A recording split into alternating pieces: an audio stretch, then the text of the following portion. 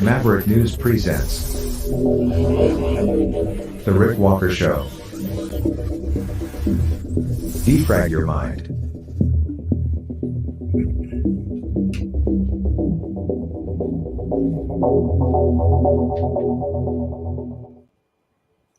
Good evening, everyone. I'm Rick Walker. Welcome back to the Maverick News Channel. Tons of stuff to share with you tonight. We're not going to touch really too much on the National Citizens Inquiry into the government response to the pandemic because we've been broadcasting it all day. If you want to watch that, it's over on Rumble. You can check that out at any point. It will remain up as soon as the like eight plus hours of broadcasting. I think 9 hours today. In total, we were on with that. It'll probably have to process, and then you can watch all of that. It's up on Facebook as well right now. YouTube will be taking it down again on all the channels that we have over there. But we have a lot of other stuff to talk about. And the testimony at the NCI today, incredible. Again, Rick Nichols, former member of provincial parliament, telling his story about refusing to get vaccinated, getting kicked out of the Conservative Party, essentially. And then later he ran provincially and lost when he ran for the Ontario Party. Pastors, church leaders talking about the impact that it had on their congregations, on their churches, financially, spiritually, legally, victim impact statements from people, including the guest that we had on last night who was on today. She shared her story about losing her business and struggling and the adverse reactions that she's had to the vaccine. You can watch all of that as well over on Rumble. There's still a lot of censorship going on, and there was talk about that as well today. Day 2 of the NCI in Toronto. Third day of testimony tomorrow, third and final day in Toronto. We will have that starting at 9 a.m. Eastern Time. We'll be back on the air with it, and we will cover it all day again tomorrow because it is important. This inquiry is giving the people a voice that they really have not had through any other venue. So we're happy to provide that opportunity here as a conduit for the NCI and all of the people testifying. I think it's extremely important that that happens so that we have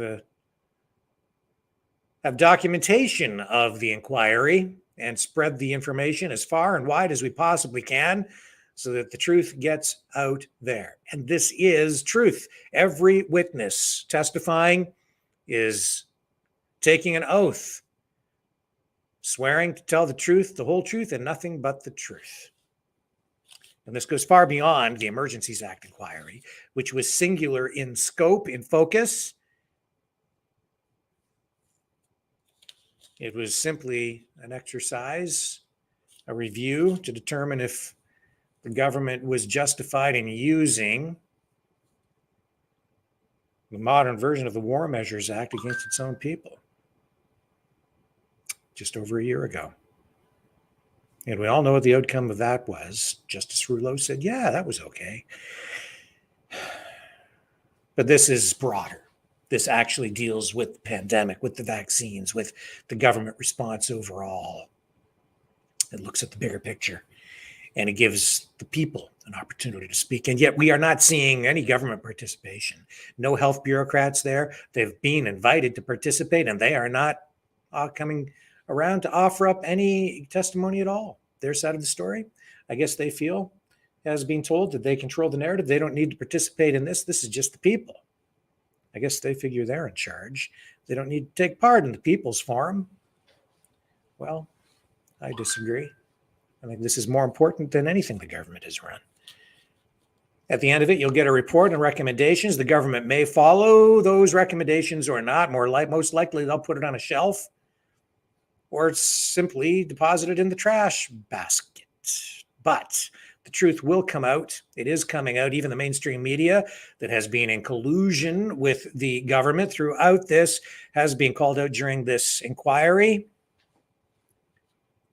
with former journalists suggesting, and current journalists actually, who have testified, saying that the CBC, now the state broadcaster, not just a government-funded broadcasting company, with the state broadcaster being called out as betraying the public. And I would agree with that, this in particular with regard to the way it has handled its coverage of the pandemic. But all of that is available online. You can go watch the whole thing front to back. We've been carrying it live every day. That's what we're here for. Other stories tonight. Trump Watch continues. The indictment. We have former Attorney General Bill Barr with his reaction to that. We have Chinese interference in the Canadian elections, another huge story. There's a special committee looking at that, the Ethics Committee in Canada, and not getting very much attention again, but it should be getting a lot of attention. We'll give it some attention here tonight. Over half a dozen, I think 8. I think the death count is up to 8 people now found dead in a marsh on the St. Lawrence Seaway. It looks like those folks are trying to enter the United States illegally. We have information on that. MK Ultra, very controversial CIA program back in the 1950s. Canadians were involved in that. Some of them suffered severely. It is not a conspiracy theory. It's a real thing.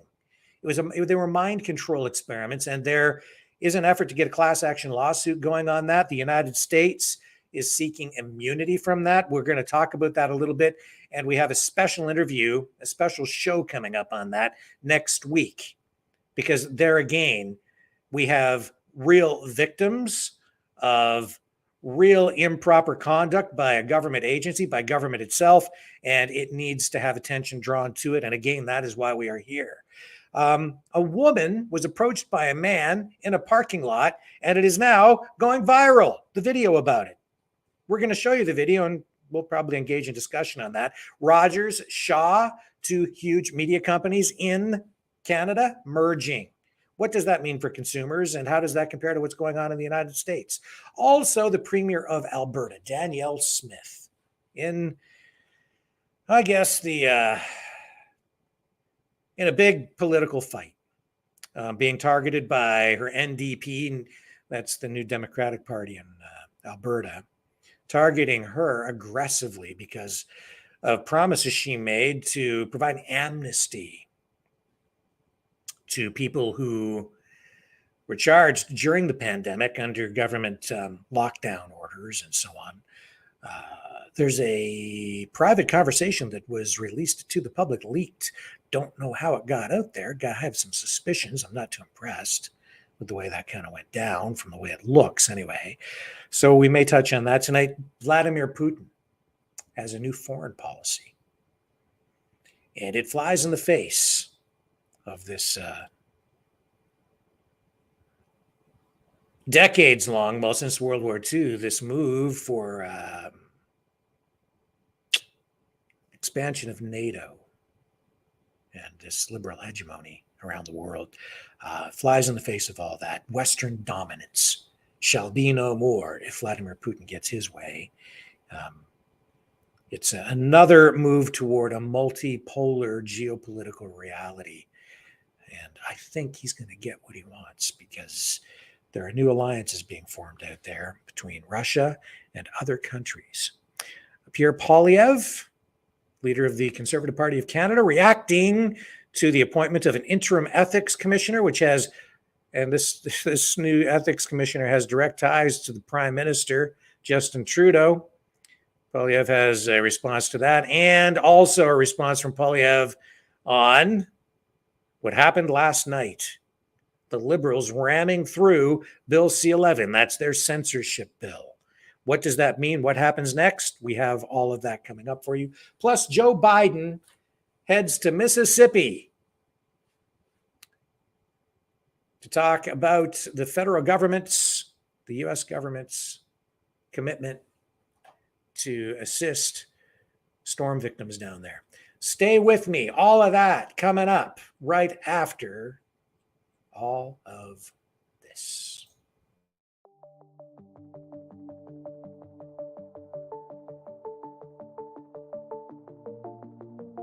Greetings, brave Mavericks. Our quest for truth continues. We go beyond fake news. Together we expose propaganda. Together we pull others out of rabbit holes. We are maverick thinkers. We are all unique individuals, defenders of individual rights and freedoms, credible, trusted, grounded in reality. Maverick News, Maverick News. Defending free speech, free speech. Donate at freedomreporters.com. Do it now. Tomorrow may be too late. Maverick News. The world is watching.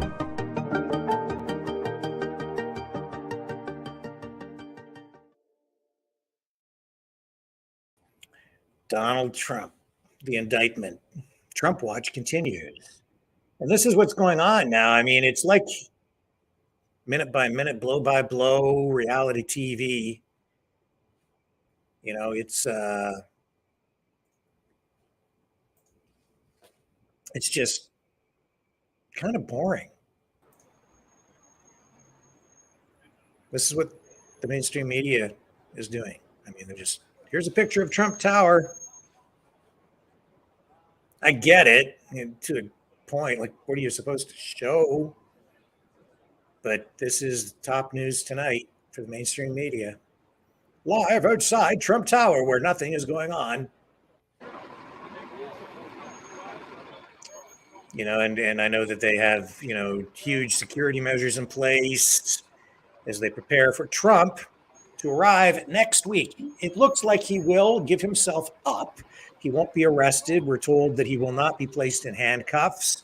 So don't expect a perp walk. Don't expect to see him in cuffs and an orange jumpsuit being loaded into the back of a paddy wagon. It's not going to go down that way. He's going to arrive with his Secret Service. And I think what you'll see next week, and from everything we're hearing, it sounds like probably Tuesday will be the day when he turns himself in. So he'll go to New York. He'll turn himself in. He'll probably walk in, wave to the cameras. Reporters will shout. It'll be mayhem, and they'll fingerprint him, process him inside, where he will be, informed of exactly what his rights are, etc. I don't think you'll see that portion on camera. Then he'll come back out. They'll have to arraign him in court. That'll be part of the process. At that point, then the information on exactly what those charges are will be released. So look for that, I think, on Tuesday. That's the information that we are getting. Between now and then, expect a lot more of this. Pictures of buildings. Ongoing live coverage from outside Mar-a-Lago. Just footage of buildings, and a lot of political pundits on mainstream media talk shows talking about this. Look for this subject to dominate the Sunday political talk shows on television this weekend. That's what's going down out there in Trump land. And, there is no coming back from this. This, I think, is a terrible situation. Terrible situation for the United States. It signals turbulent times ahead, I think. And this is designed not just to target Donald Trump. It isn't just about, and this is me editorializing, it isn't just about trying to prevent him from running for office. This is about trying to get a negative response from Trump supporters. They're poking the people on the right wing of the political establishment, or not so much the establishment, that's the wrong word. People on the political right. They're poking them in the eye. try and get, I think, some sort of violent response, frankly. And once they do that, it's like it's a trap. Because the politics has become dirty, dirtier than it has ever been before. And this is an exceedingly weak case, any way you look at it. It's politically motivated, it's thin, it's political theater. In the end, I don't think it will hurt Trump. He knows it, so he'll use it, as he should, for political purposes himself. He'll turn that into a public relations exercise. He already has. It will firm up his support among his supporters. It truly will. So look for all of that. Bill Barr, former Attorney General, appearing on Fox News, offering up his views on this tonight. And I think he's pretty much on the money. Barr served as Attorney General with Trump. And then they had a falling out at the end, the same way Pence did. Bill Barr, not exactly, he's his own man. Didn't follow Trump in the end. Served him well, it seemed, for a while, but never really went to town, right? Never fully backed him up. Well, tonight, I think he has a fair assessment of what this is all about. Here's Bill Barr on Fox News. Let's get that Bill Barr, former Attorney General, twice Attorney General, former friend and cabinet colleague. Bill, thank you for coming on. Just start off, just tell me your impressions about this whole story. You heard my riff. I know you were talking to Andy McCarthy of National Review. What are you thinking here, Bill Barr? Well, I agree with most of what you said, Larry. Now, obviously, we don't have the indictment, so there's a little bit of speculation involved. But based on the news reports, if they're accurate, this is an abomination. It's the epitome of the abuse of prosecutorial power to bring a case that would not be brought against anyone else. They are going after the man, not a crime. And the legal theory, frankly, is pathetically weak. The case is held together by, chicken wire and paper clips and rubber bands. It's a lousy case. It's a shame. It's a shameful episode in our history where this local prosecutor is trying to affect the political process by bringing this case. This is politically driven, as you suggested. I think we all know that, or at least conservatives all know that. What is this tattered legal theory? I'm still trying to figure that out. Well, according to news reports, the threshold crime is false business records, apparently reporting payments that were made to reimburse Michael Cohen, who had paid off Stormy Daniels, and the characterization of those payments as legal payments. And the claim is that that's false and therefore violated a misdemeanor statute in the first instance against false documents. I actually don't think that's a valid claim in this case because the statute actually requires that it be done with the intent to defraud. So if you have false business records, and you're committing insurance fraud or some other kind of fraud where some value is taken from somebody else and you falsely get value in your own name, then the false records would be a misdemeanor.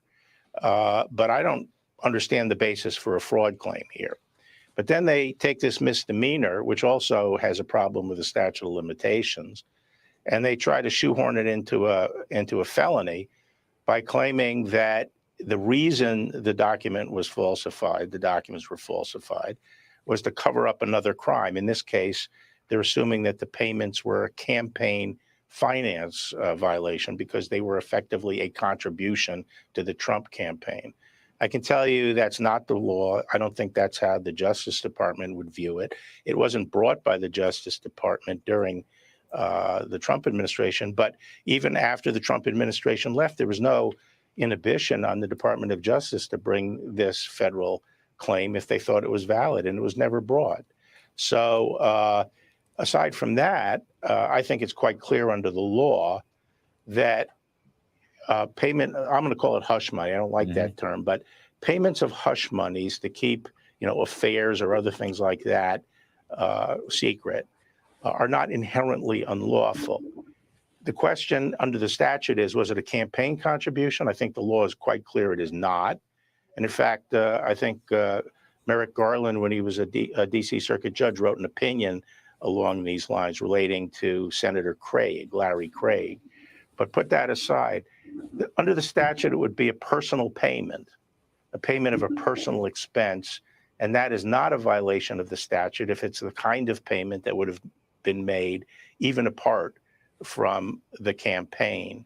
And I think there's a compelling argument here that when you're dealing with a private company that's named after its founder, it's an eponymous company, Trump, of course, there would be payment to protect the reputation of the owner of the corporation. So I think it's a weak case altogether. Unfortunately, I think it's going to accomplish what I think its political purpose, which is to inject chaos into the Republican process. I actually think probably the governing intent here is to help Trump and have all the news focused on this kind of stuff for the next couple of years, and turn the Republican primary into a circus. I mean, is there any doubt? Maybe I'm overstating it in my opening. Is there any doubt that the basic thought here, leftist Democrats do not want Trump back in the White House? Period. Full stop. Is there any doubt about that? I mean, and they'll do anything it takes. Legal, illegal, you name it, they'll do it. That is their ultimate goal. There's no policy goal here. There's no help in America. There's no wealth and prosperity and happiness. There's no bringing people up from low incomes to high incomes. It's to stop Donald Trump. If you're over 50. I'm not sure about that. I think their goal is, like you said, to create chaos. And I think they'd like Trump to run against Biden. I think that they think Biden will win again. Democrats who would like to drive him from the political scene completely because of Trump derangement syndrome, and they consider him very dangerous and so forth. But I actually think that the most Democrats who get involved in this kind of thing, they actually want to run against Trump because they think, whether they're right or wrong, people can debate, but they think they can beat him. And so they are actually trying to help him by generating the support of his base, and they feel that that will generate their own turnout. And so they're essentially, I think, playing for a repeat of the 2020 election. I mean, I think the Democratic Party can't figure it out. Half the Democrats think Trump is the easiest guy to beat in the general election. The other half fear so much that he might win the White House. I don't think they can quite figure it out. You can't have it both ways, but you and I can let them decide that. We don't have to decide that, at least not this evening. So, Bill Barr, where does this lead? Now we're prosecuting a former president on very dubious grounds, really small beer, whatever the technicalities are. Where does this lead? Where does this take this country? Well, to me, this is a fateful step. I've often complained about the use of the criminal justice process in the political realm, but this is, to me, there's no better. This is the epitome of the abuse of the prosecutorial power to preempt political decisions and sow discord in the political process. And I think it's going, we're going to rue the day we cross this Rubicon. There'll be more and more of this. And, it just doesn't end well. It doesn't end well. It really, I think it pulls the fabric apart. I mean, the country is already split. It's already divided. I know there's different motives here. I'm sure there are some Democrats who are still moderate Democrats who have a different point of view than their brethren on the far left. I mean, Bill Barr, how's this look to people in Britain, in Europe, in Latin America, in Beijing, for example, in Vladimir Putin in Moscow? I mean, how's this look? Or is nobody thinks about that stuff anymore? I think it makes us look like a banana republic, and it should. Now, this is New York State, and New York State has been acting like a banana republic. They had that civil lawsuit against Trump and his children, that civil lawsuit brought by the state attorney general, that was a political hit job as well. This ratchets that up because it's a criminal case.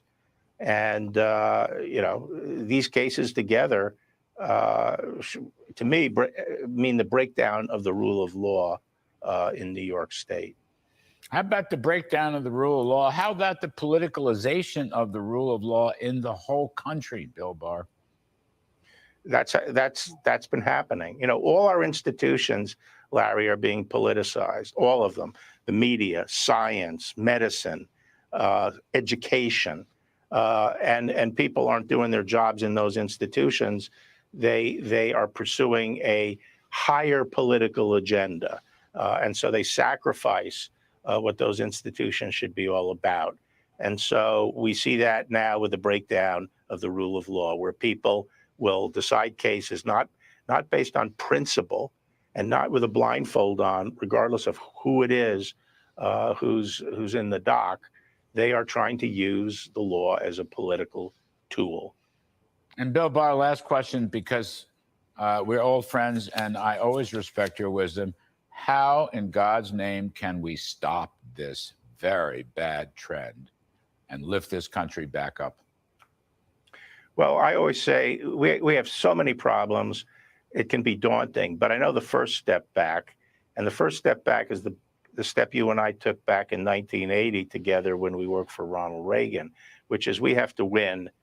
The Republican Party has to paint a positive vision of where we're going to go in the future, and we need a strong leader who can take the country there and win a decisive victory. Remember, when Ronald Reagan ran, the liberals looked as if they were in charge of everything. And then a few years later, liberal was a dirty word because the Reagan administration was so successful. I think that they are sort of on the money there with their perspective on what this lawfare is doing to America. I do want to run a little bit of CNN stuff. The reason being, I'm no fan of CNN, but they think you're nuts. They think anybody that believes in freedom, I think, is nuts. Just their perspective is different, but to understand where things are at politically, it's important to look at all perspectives. Their slant on this a little bit different. Just check the tone in this report. It didn't take long for House GOP leaders to rush to Donald Trump's defense. I've said from day one, this is a political stunt. Attacking Manhattan District Attorney Alvin Bragg over the unprecedented indictment of a former president on criminal charges. I have zero trust that this will play out fairly. Today, Bragg's office pushing back. In a scathing letter to 3 House GOP chairmen who have sought his testimony and internal records, accusing them of doing Trump's bidding. In writing, as committee chairman, you could use the stature of your office to denounce these attacks and urge respect for the fairness of our justice system and for the work of the impartial grand jury. But House Speaker Kevin McCarthy says that Bragg will be held to account. Sources say Trump is expected to be accused of falsifying business records to cover up 2016 payments to adult film actress Stormy Daniels to keep quiet allegations of an extramarital affair. But no one has seen the evidence prosecutors have uncovered. Mr. President! Though that didn't stop one congressman to claim the prosecutor could have indicted the ham sandwiches he was handing out on Capitol Hill. So I know how to spot a pile of garbage, and this thing looks like a pile of garbage. Even without seeing the evidence, you're certain he's innocent. I'm not certain of anything except this. This is the first time in the history of the country we've indicted a president. And the fact that, he's just now announced and they rolled this thing out, it smells pretty fishy. Top Republicans agree, despite not seeing the charges. Aren't you jumping to conclusions? I mean, he may have broken the law. Does that concern you? We don't think President Trump broke the law at all. But there has been silence from Senate GOP leader Mitch McConnell and his number 2, John Thune, who told CNN earlier there were legitimate questions about Bragg, though he would not align himself with House GOP efforts. Do you support House Republican efforts to call Alvin Bragg up here and get him to testify?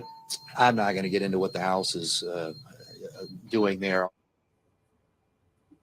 Two other members of Senator McConnell's leadership team did come out and criticize Alvin Bragg. That's Senator John Cornyn and Senator John Barrasso. Cornyn, Barrasso, and Thune, all seen as potential successors to McConnell down the line, and also some other reaction and some others warning against a rush to judgment. That coming from Senator Lisa Murkowski of Alaska, one of the senators who voted to convict Donald Trump in his second impeachment trial, saying that she's monitoring the situation. Everyone deserves a fair legal process, but she says we should evaluate the evidence as it becomes available, showing the divide once again that exists over Donald Trump among Republicans on Capitol Hill. All right, Manu Raju, thank you so much, Manu. Let's turn now to CNN legal analyst Carrie Cordero and CNN senior law enforcement analyst Andrew McCabe. So, Carrie, walk us through what this is going to look like when Trump appears before a judge on Tuesday. Well, it's a big question because this is such an unusual and unprecedented situation. So I think at this point, we don't know exactly what it will look like because it has the potential, of course, to be an enormous spectacle for the country. If the former president wants to talk to microphones, if he wants to wave to supporters, depending on how the court and the judge actually handles the processing of him. So a lot, I think, depends actually on the security precautions that go into place and the interactions and the planning and the coordination that takes place between the Secret Service, which is responsible for the former president's protection, and the court security and the New York Police Department. And those law enforcement agencies really are going to play a big role in terms of what we actually see on the public side on Tuesday. Yeah, there's a lot of coordinating right now ahead of Tuesday for that very reason. Andrew, Trump's lawyers are saying they're going to file a motion to dismiss. Do you think they have a strong case to do so? Well, I'm quite sure they will. I'm sure there'll be a lot of pretrial motions that'll end up delaying any progress in this case as it goes down the road. I mean, I think there are many potentially challenging legal issues baked into this case. We don't know exactly what the DA has charged the former president with. We'll find that out on Tuesday. But I think most commentators believe that it's founded on charges involving false business records, which may become felony charges if the falsification is done with the intent to cover up or commit a second crime. It's where that second crime comes in that there's all sorts of questions about whether or not you can use as a second crime, for instance, a violation of federal campaign finance law, which is one theory that the prosecutor might have used here. And we are seeing now tonight, and this is breaking, that at least one of those charges will be a felony. That coming out from Jack Posobiec at the Post Millennial, and that just minutes ago. I don't know, honestly, if this is true, but this is what is being reported. And I think there is probably some weight to this, some merit. It says here in the Post Millennial, President Donald Trump was indicted Thursday by a grand jury convened in New York by DA Alvin Bragg and faces at least one felony charge as a result. Bragg has not released the charges, though it is believed that he is determined to raise I think that's misdemeanor charges of falsifying records to the felony level, with the idea that those alleged crimes are the foundation of further crimes. And I don't think this report, which just came across the screen here for me just minutes ago, really provides anything much in the way of new information. I think it's really repeating what was said on CNN, but just trying to elevate it and get clicks, honestly. So it looks more important than it really is. But I still think that there is merit to this. I think they will try to turn this into a felony, obviously, in order to justify they want to do it. They need to have something serious to charge him with in order to justify all of this, in order to indict him. So yeah, they're going to take it as far as they possibly can. And this all, of course, related to that $130,000 payment to former, porn star Stormy Daniels. Also, I guess there is some new investigation or ongoing investigation that is now covering an additional payment to former Playboy playmate Karen McDougal. But if you recall, if you think back to 2016,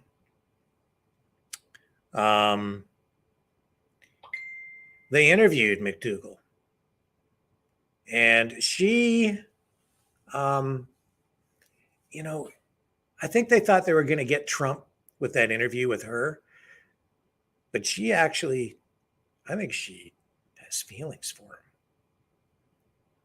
In that interview, I don't think it came off the way that they were hoping. She wasn't attacking him at all. She had her heart broken.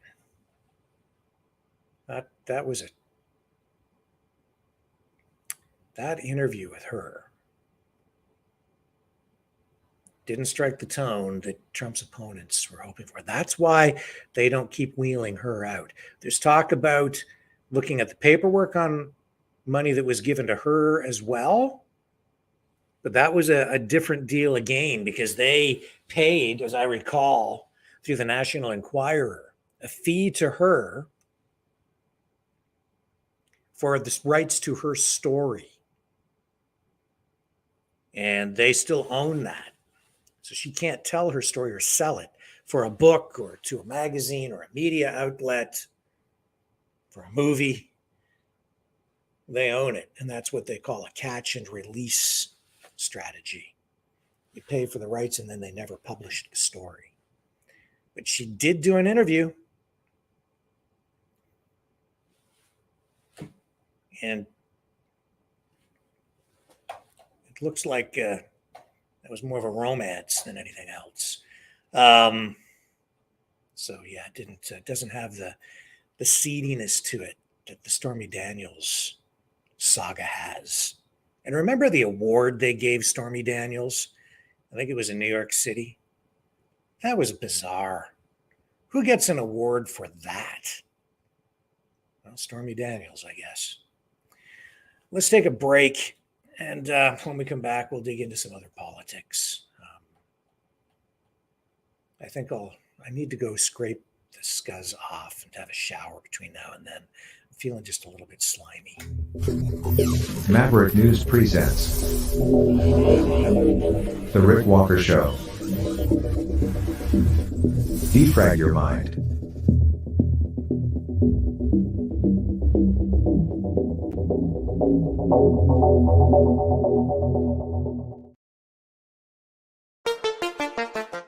The New World Order. Government overreach. The Great Reset. Mainstream media lies. Now more than ever, independent voices are needed. Donate now at freedomreporters.com. That's freedomreporters.com. Maverick News. The antivirus program for your mind.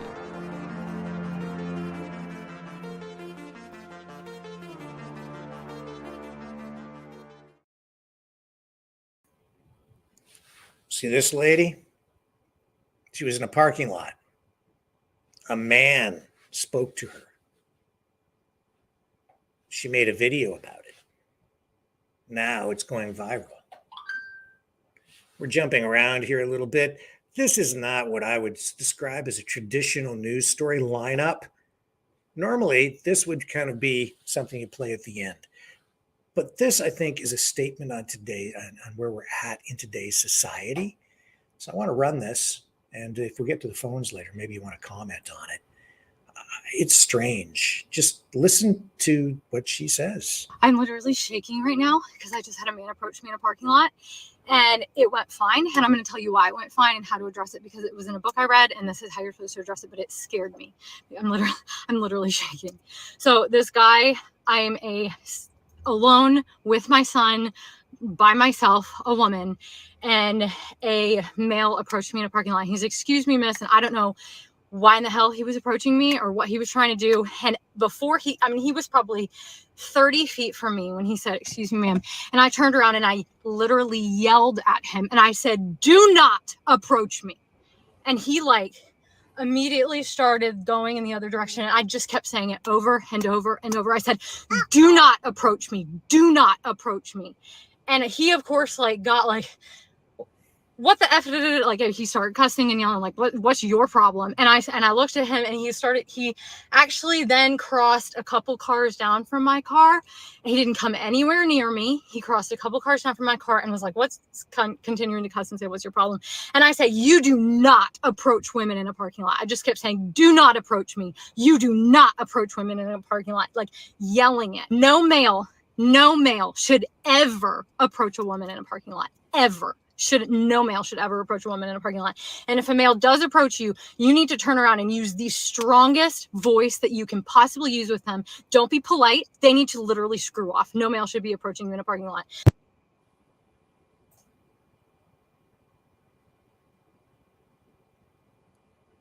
Okay. That, I don't know if that's news.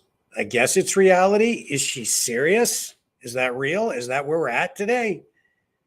Women are so scared of men, or maybe they just don't like men. Is that what it is? She's afraid.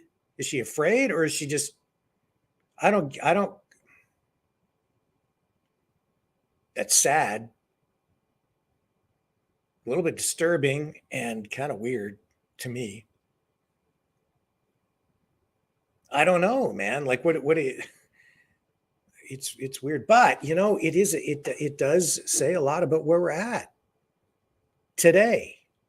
I take my dog for a walk several times a day, as I talk about all the time. And when I'm out, you know what I've noticed? A lot of people just don't like to talk when you run into them on the street. I see people when I'm out and I'm like, hi, how are you? Some people respond, some people don't. I sometimes walk right by people on the sidewalk when I'm just walking down the street and they don't even acknowledge that you're there. Other people do, some people do, but times have changed, you know? When I grew up, everybody on the street knew everybody. We didn't ever lock our doors. The house was always left wide open, unlocked, never a problem. Neighbors looked out for neighbors. Everybody kind of knew everybody. We all socialized. I played with the other kids on the block. My parents knew all the other parents. There were some elderly people who lived on the street.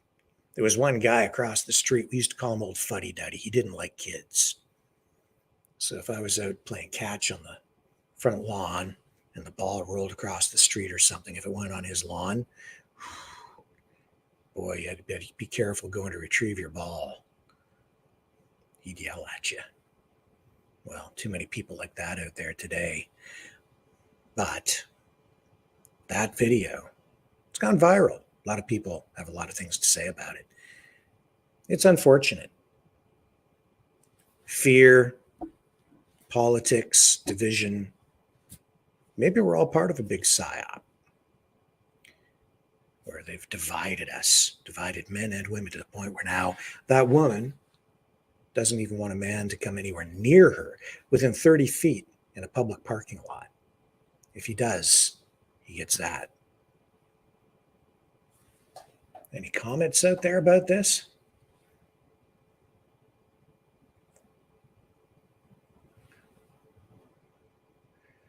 I don't know. She's nuts, it says here. She's nuts. He was being polite. Excuse me? Yeah, I don't get it. Be one thing if he was threatening, you know. But yeah, nuts. I agree. Yeah, those were the good old days. And I have to say, I've got pretty good neighbors. But I live on a small street, and we all know each other. And I've got really great neighbors here. So I'm very fortunate that way. It does feel to me like on my particular street, which is very small, that we're, we all look out for each other. We watch each other's houses and everything. But when I walk out into the larger neighborhood, some people friendly, some people not, depending at certain times of the day. A lot of kids walking around out there because they're on their way to go catch the bus to go to school, or there are a couple of schools near here. So they walk to school usually in groups, and there's lots of them out there in the morning. So if I get out and if I'm walking the dog at that time, I'm, hey kids, and some of them say hi, some of them don't as we walk by. But I don't know. I just don't know. It's a little bit strange these days. And let's face it, you do need to be careful. You do need to protect yourself. You just never know who you're dealing with anymore, right? You see a lot of violence out there, especially in bigger cities. And I'm fortunate too, because I don't live in a really big city. I live in a smaller town. So it still has a small town feel to it to me. And I'm grateful that I don't live in a big city. I'm grateful that I live in a town like this. I don't really want to live in a big city. When I was younger, I thought I might want to live in a big city, but only particular ones, Just don't like the traffic. I don't like the impersonal nature of it. I like the hustle and bustle of the bigger cities when I was younger. But I sure do appreciate living in a town where there isn't that much traffic. You can get around at any time of the day, get to where you want to go in just a few minutes, and not have to deal with huge crowds. Sometimes, certain times it gets a little busy, and even here there is traffic. But I'll tell you, I don't feel afraid when I'm out walking around down the street. I feel quite safe, and it still feels pretty Canadian here. So I'm grateful for that too. What else do we have lined up for you tonight? Enough of that lady. I wish her well. I hope she finds a better state of mind and a happier disposition. CBC News, they're reporting on this Rogers-Shaw telecommunications company merger. All the mainstream media now picking up on it. And Rogers is taking over Shaw, and it has been approved, but with conditions. What does it mean for consumers? Well, I'll tell you, I think it means higher prices in the end. So, the federal government of Canada has approved the multi-billion-dollar merger of Rogers and Shaw, but with conditions that Ottawa hang on a second here. I need to check something.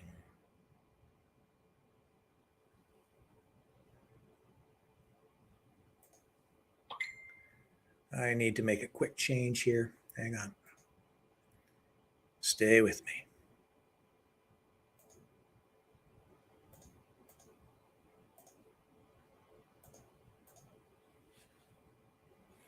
Okay, we had to get rid of that quickly. Okay. We're all right. I'm back. Sorry about that. Just dealing with some drama. So the federal government approved this multi-billion-dollar merger. These are two of the biggest communication companies in Canada. And in Canada, we have really an oligopoly of mega corporations that control the communications and media industries. Rogers and Shaw, two of the biggest, Bell Media being, I think, the biggest in Canada. But Rogers and Shaw now combining forces, merging. Huge deal. So as part of the deal, the vast majority of Shaw's wireless business, Freedom Mobile, will be sold to Quebec-based Videotron. Well, Freedom Mobile and its more than 2 million customers will move over to Videotron. Rogers will maintain a much smaller part of Shaw's wireless business known as Shaw Mobile, which operates mostly in Alberta and British Columbia. So this is pretty typical of what the Canadian Radio and Telecommunications Commission does. It's what the federal government does. Whenever you have big companies like this merge, they force them to split up the assets, move this company to that company, and competition in especially the cell phone market in Canada is an illusion, largely because these companies control it all and they all work together and they use each other's cell phone towers. They share the infrastructure. This company owns so many towers, that company owns so many towers, but they all connect. And when you're making these phone calls, they're bouncing off each other's towers and they're sharing the infrastructure. And there are only so many of these companies. And when you go to the store to buy a cell phone and a cell phone package, when you're looking at all of these different cell phone companies that you think are giving you choice, these companies are all owned by the same companies. So for instance, if you purchase a package from Virgin Mobile, that's Bell Media. If you purchase a cell phone package from Fido in Canada, that's Rogers. They're not different companies. All these companies are owned by the big companies. Freedom Mobile, as you just saw, is part of, what was it, Shaw, right? It's a little hard to keep them all straight. They have these different brands, and they even have separate stores for these different brands. Fido has its own stores, and they offer different packages and different rates and even different cell phones. It's sort of a sub-brand to Rogers. They offer sometimes slightly older phones, lower rates, but it's owned by Rogers. So you think you're getting something different, but you're buying something the same. And even if you buy internet service from smaller internet service providers in Canada, what you're really buying is resellers. They're piggybacking on the internet infrastructure and cell phone infrastructure of the big companies, which own the infrastructure and generally construct it, install it with government assistance. Your tax dollars subsidize the installation of fiber optics, cell phone towers, especially to rural areas where they help these huge corporations that are on corporate welfare. And then they take that infrastructure and they take that bandwidth and they resell it. They sell it to third-party companies that then resell it, sometimes at lower rates because they buy it in bulk at lower rates and then resell it to you, and usually at a slightly lower rate than you would pay if you bought it direct from the major companies. The point being, this whole industry is really controlled by a handful of really big corporations with the backing of government. And then when they allow these companies to merge, as they are right now, Rogers and Shaw, it reduces competition even more in an industry where you have very little competition to begin with. And that is why Canada pays some of the highest cell phone rates in the world. That's why Canadians pay so much. I know people, Canadians, who have US cell phone packages for a fraction of what they would pay in Canada, and they do it because the rates are so high here. That is a fact. At one point, the Conservative government, the former Conservative government under Harper, I believe it was, they wanted to allow Verizon to come into Canada to provide alternative cell phone service. They were going to set up like a parallel infrastructure. They were going to go head to head and provide competition, open up stores. It was going to inject more competition. And what did we see as a result of that? We saw unions combine forces with the big corporations that control the industry in Canada to launch a public relations campaign to convince Canadians that they didn't want the big bad American company Verizon to come into the Canadian marketplace, because that would be bad for them, because that would be an assault, an economic assault on the good Canadian corporations that had built all the infrastructure. And that isn't fair to let an American competitor come into the market and compete with Canadian companies that had treated Canadians so well. And it worked. They convinced Canadians. They really got people jacked up and opposed to the idea of any kind of competition from the United States coming in there. They wanted to keep the industry Canadian. As a result, We all pay more. It would have created, in my estimate, in my view, more jobs. It would have, because it would have created parallel infrastructure. Verizon would have invested millions, tens of millions, hundreds of millions, maybe dollars, setting up more cell phone towers, providing more service. It would have forced the other companies to provide better service overall. And look what happened with cell phone service when everything kind of went down there a while back. And then the federal government was scrambling with the corporations saying, wait a minute, you better be providing better service from now on. And it became a big issue for Canadians. Why aren't they providing better service? Well, maybe because there isn't enough competition to keep them on their toes. They're complacent and soft, fat. They would have set up their own stores too. So you would have had retail jobs, tech jobs, construction jobs. But no, Canadians didn't want it because they let the big corps and the big unions convince them otherwise. So we all pay more and get less. But hey, that protects the Canadian corporations. Yeah, they're so good to us. As they take our tax dollars for their subsidies, their kickbacks, their tax breaks and grants to lay the fiber optic cables and tell us that they're the heroes. I'm not very sympathetic, as you can tell. I know that investing in that kind of infrastructure, that there's a lot of money involved, but they make a lot of money. They make huge profits in that business, huge. On the backs of Canadians. And now, Rogers and Shaw, well, they'll be making even more. The government is going to force them to provide certain services like Videotron as part, as a smaller company, but as part of this deal, they'll have to offer 5G service everywhere that Freedom currently operates within 2 years. So the government is saying, you better increase service in some of these underserviced areas. And in Canada, that's a pretty big issue too for cell phone customers, because in rural areas and remote areas, cell phone service can be pretty sporadic, pretty thin.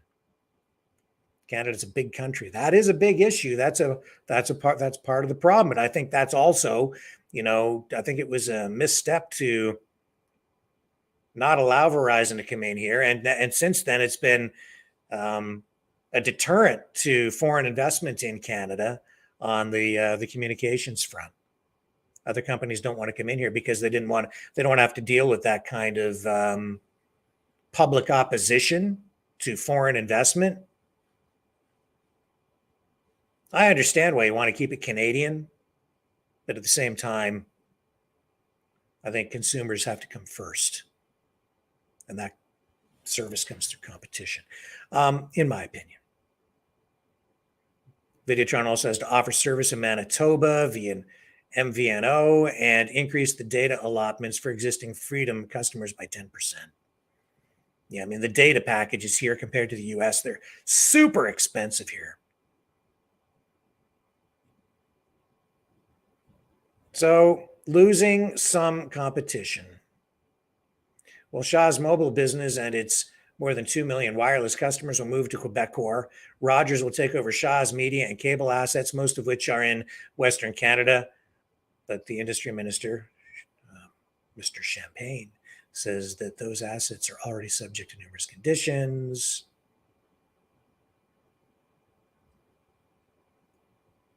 And he says here, should the parties fail to live up to any of their commitments, our government will use every means in our power to enforce the terms on behalf of Canadians, Champagne said, noting that Rogers is subject to financial penalties up to $1 billion for noncompliance of this agreement. So if they don't do what the government says and improve service, they'll fine them up to $1 billion as they face less competition. So what they're trying to do, or what they say they'll do, is use government coercion against the corporations to force them to provide better service to Canadians, because there will be a lack of competition that would force them to do it using the free market. But really, overall, these companies are going to end up making even more profits because there won't be as many companies to compete against. And even in the face of government coercion, compelling them to provide better service, in the end, they'll really end up spending less and getting bigger economies of scale. You see where it goes? And over the long haul, the government requirements will diminish and the competition will never come back unless there's something that compels them to break up their companies and split them off in the future. That's always possible, but highly unlikely. Anyway, enough of the cell phone talk. It's a big deal for people, though. You know, that's how people communicate. And people rely on their cell phones. And when you're talking about that kind of money, it's a big deal. So while all that's going on with Trump and blah, blah, blah, blah, down in the U.S., across the United States, what's going on with Vladimir Putin? Well, Putin has, and I've just got some notes here, adopted a new foreign policy strategy. It sets the elimination of Western dominance in global politics as a priority. So this new strategy comes on the first anniversary of Russia's withdrawal from Ukraine's Bucha, according to mainstream media reports. Russia forces are facing opposition from Ukraine troops over control of the city of Bakhmut in eastern Ukraine. We know that that's a hot spot right now. And I don't think this should come as any surprise. In fact, this focus on U.S. dominance in the geopolitical world, trying to put an end to that by moving toward a multipolar geopolitical reality, making that a focal point of the Russian foreign policy, that shouldn't surprise anybody, but they're formalizing it now. And we have a clip for you to explain what that is all about right here. Let's take a look and get a perspective on this from overseas media. President of Russia, Vladimir Putin, has signed an updated version of the nation's foreign policy concept with a focus on Western efforts to undermine Russia and aim at the Ukraine conflict. Putin explained that the key document had to be modified due to the drastic changes in the international landscape.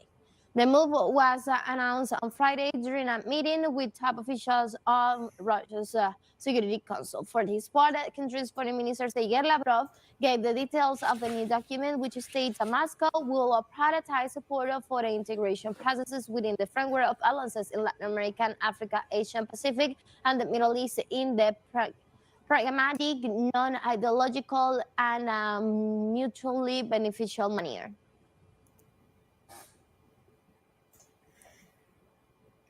And Vladimir Putin himself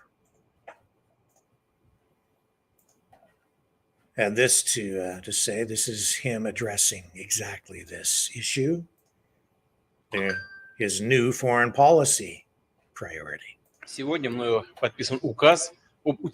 Today I signed a decree of the Russian Federation, concept of the foreign policy of the Russian Federation.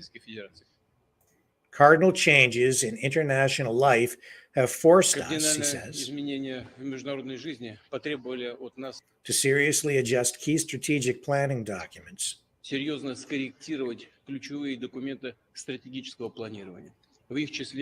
including the foreign policy concept of the Russian Federation,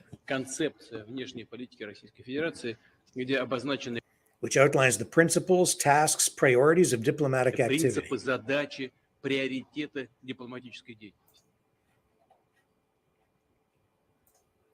And what is that about? It really is, in every respect, Russia's worldview world political view, which is that they're a nation state, they're sovereign, they get to determine their own destiny, and they rely on the old international laws and the standards set thereof. NATO, the United States, they've adopted this post-World War II United Nations rules-based international order, and it's new, but it's their position really that this collective of nations gets to make up all the rules, not just based on international law and the precedents set over time through international law, but their laws, the laws they set collectively. You've seen this approach over and over again, even during the Iraq War, with the reference to the New World Order by George Bush.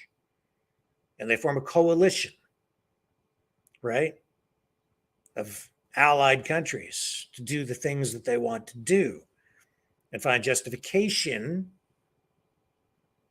in what they do through that strength in numbers, and to some degree even immunity for some of the heinous things that they do when they inflict pain and suffering through war on other nation states, where they impose their will or use the people there. I think sometimes it's just cannon fodder for the military-industrial complex. Putin is saying no. Russia is a nation state unto itself, and they are now making that declaration of sovereignty, if you will, and I'm using those words myself. They're not his words. But I think essentially that's what it is. It's a line in the sand. And he's saying, nope, we get to determine the destiny of our nation, not a collective of other nations. We will not sign over sovereignty to the United Nations, an organization that rejected the proposed joining of Russia. When Vladimir Putin asked if they could join, they said, no, well, they're part of the UN, but not NATO. He looked at that some time ago, and it was rejected. They're not part of NATO. And I think that, honestly, every nation state should look out for its own interests and its own people, because most countries have a very unique culture. They have very unique needs for a variety of reasons, a wide range of reasons: cultural, economic, social, environmental, health issues that are unique to each individual country, security issues that other nations maybe don't understand, history. So it's probably very appropriate for Putin, honestly, to put Western domination of other nation states front and center as a concern in his new revised foreign policy. That will set the tone as we move ahead. And it's very concerning, especially because we've seen, the arms control agreements fall apart too, right? So another step toward confrontation. But there's a right and a wrong, and what's needed and what other people want for you. And it's about sovereignty, the right for every country, the people of every country, to determine their own destiny. And it's kind of strange, isn't it, when you hear Biden and other NATO leaders stand up and say, well, Ukraine needs our help because they are their own nation state. They should determine their own destiny. We are fighting for democracy in Ukraine. That's why you, the people, need to support the war. But when Vladimir Putin stands up and says, Russia is its own nation state, and Russia reserves the right to determine its own destiny. We are a sovereign nation, and we will not be dictated to by a collective of Western nations. We get to determine what the future of Russia shall be. We get to determine what our laws will be, what our policies will be. When he says that, they say that's criminal because it flies in the face of the new world order. The irony.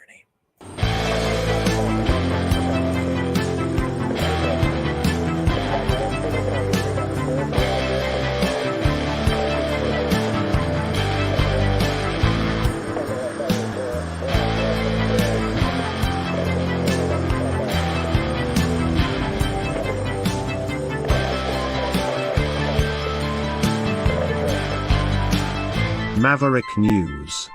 Fighting for freedom.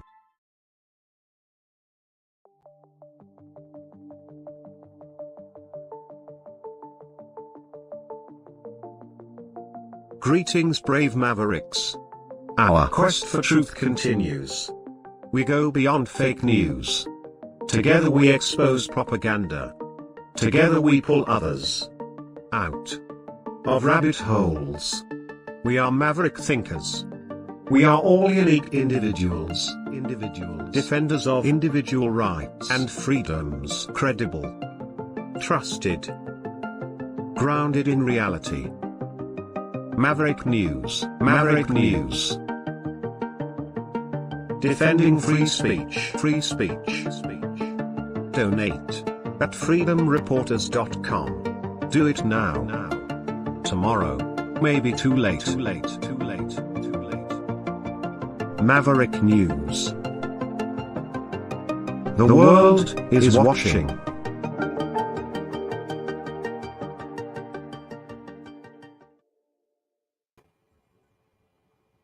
So I want to talk about this story. I'm not going to spend too much time on it because it is provincial, and some of our U.S. viewers may not entirely relate to it, but it is sort of a Canadian version of what Donald Trump is going through.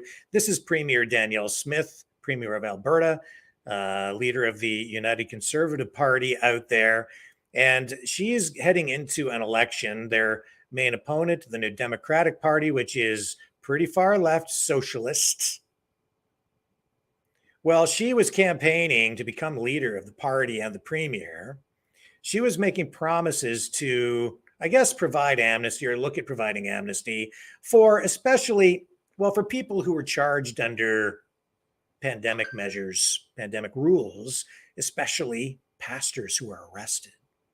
Well, a phone call between Danielle Smith, the premier, and Pastor Arthur Pavlovsky, who has become something of a media personality himself after having been arrested multiple times and facing serious charges, especially charges related to a speech that he gave during the Freedom Convoy protest just over a year ago. He spoke at the border crossing in Coutts, Alberta, which is on the border of Canada and the U.S., where protesters were demonstrating there. And he spoke to the demonstrators and was subsequently charged in relation to that. Anyway, he's facing possibly years in prison if convicted on these charges. And he had a conversation with the premier about his situation. And her political opponents are trying to make political hay with that. And do two things. Show that, one, she never really understood the legal process, the way the legal process works in Canada, suggesting that she thinks it works like it does in the US when it doesn't. And I don't really think that's true. The second thing that they're trying to assert here, I think, is that she was trying to influence the legal process, which is entirely improper And if it were to be the case, it could lead to her resignation, force her resignation as premier. Again, I don't think that's the case at all, based on what I've read, seen, and heard, including this conversation that was released, leaked to the public through this CBC report. Let's listen to some of what that conversation sounds like. This is her talking to the pastor and his lawyer. As well. So that's his lawyer speaking. So, Premier, I wanted to just introduce this concept because I think, you know, the UCP is not Arthur's enemy. It's the NDP. But he does have a problem that he thinks you may be able to help out with. So, Arthur, take it away. Arthur, nice to talk with you. I'm not sure if we've ever had a chance to talk before, but I've been watching your public advocacy for many years, so it's nice to connect with you. Well, we had an opportunity to talk to each other during the Wild Rose forming of the party many years ago, but if it comes to the latest ordeals, no, this is the first time. So I thank you so much for taking this time and listening to what is happening. As you are aware, I am still on house arrest, facing 10 and a half years of imprisonment for my speech in Quds. And of course, that's very concerning to me because I came to a conclusion that I don't think I have an option except to start swinging your way because of the promises that were never fulfilled. Well, I have, we're in a bit of a bind because of what happened with Jody Wilson-Raybould and the Prime Minister. Because what we discovered in how our justice system works is I don't really have the power of clemency the way a U.S. president or a governor in the United States has. It's not quite the way our system works. Once the process is underway, I can ask our prosecutors, is there a reasonable likelihood of conviction? And is it in the public interest? And I assure you, I have asked them that almost weekly ever since I got started here. There have been a number of cases that have been abandoned at the last minute as they've gone through that assessment. And I'm very hopeful that that will be the case for more cases. But there isn't really a mechanism for me to order them to drop cases. It's complicated that way. It's just the way our legal system works, I'm afraid. So here is the update on my case. I was hoping that the Crown prosecutor is going to do the right thing. However, he did. His name is Johnston, Stephen Johnston. He's from the Special Force of Prosecutors in the province of Alberta. He dumped on our labs over 1,000 pages document and hundreds of hours of testimonies to frustrate our defense. So the trial is in 3 weeks. I'm facing, like I said, a number of years if they would have their way. And instead of sitting down and resolving the problem, we had to hire an entire legal team, which will cost over $150,000 extra to come through this massive additional disclosure that we never had before. So obviously, the Minister of Justice, Tyler Chandra, is playing a game here, trying to cause us more harm and more grief. And Johnston is just following his directives. So I'm a little bit confused. Let me check on that because I don't think it would be from the minister. I think the issue is that once the ball is rolling, these Crown prosecutors seem to be very independent, and we can only ask the two questions as I mentioned of you. So I doubt very much that this is being driven by the minister, but I have also raised it with the deputy minister and let him know my dissatisfaction with the tactics. So can you just leave this with me, and I will make that request one more time. My principal policy advisor, Rob Anderson, who's been doing most of my work with justice and pushing this along, he's not back from vacation until Monday. So we'll see if we can revisit that this week. We did just have a case, and Ezra told me about it, that there was a case where they did something along the same lines, huge document dump, and then they just abandoned the case. They didn't prosecute it the next day. So I'm watching to see evidence that they're going to come to this judgment that many of these cases are unwinnable and not in the public interest. And I'm beginning to see some signs that's the case. I haven't seen anything in your case yet, but if I can just maybe make that inquiry one more time, but I'll need until next week to be able to do that. Okay, I'll be All right. looking forward to what you are able to find out. Yes, I'm very sympathetic. I think this is very frustrating to me that we find ourselves. Everybody has moved on from COVID, and we're dealing with a bunch of charges. And this is the thing I find very frustrating is that it was a political decision that initiated this, but it can't be a political decision to end it. That's what I'm finding very frustrating about the whole thing. Have you ever considered of going public, like you promised at the very beginning that you're going to meet with us, pastors, and there's going to be dropping of the charges and recompensation? Have you considered meeting with us publicly and saying, hey, let's move forward and enough of this witch hunt? Let me talk to Rob about that. The problem is that's how the Prime Minister got himself in such hot water, is because he was in a position where he asked the same questions that I did, and then his Attorney General said, actually, it is in the public interest, and we are going to prosecute. And then he kept trying to push her to make a different decision, and then he ultimately fired her, and it just blew up as a big political issue because it's just not.